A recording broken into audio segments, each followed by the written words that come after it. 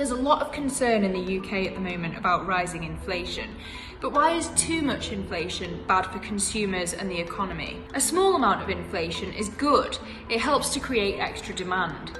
If you knew that prices were going to be lower next year, you'd be more likely to delay your purchases. That's why the Bank of England's target is 2%. It's not zero because that would invite the risk of deflation. There are other advantages to having a bit of inflation. If tax thresholds are set and don't move in line with inflation, then if wages do increase with inflation, it means that the Treasury will collect more tax revenues. Also, if inflation is rising, then public debt as a share of GDP shrinks, helping to control the public finances. That was the story after the Second World War. But sometimes inflation can grow too fast. That means it's hard for businesses to set the right prices. And there's also a cost of changing prices. Just imagine being a restaurant owner having to tinker with the menus. High inflation also means that investment now will generate lower returns in future. This is what happened in the 1970s.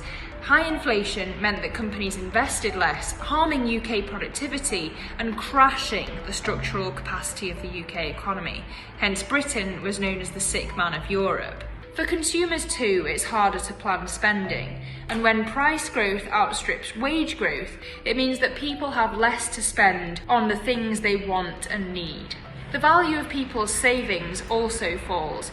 If inflation gets so high that the Bank of England responds aggressively by hiking interest rates, then the effect can be that people consume less, holding back economic growth.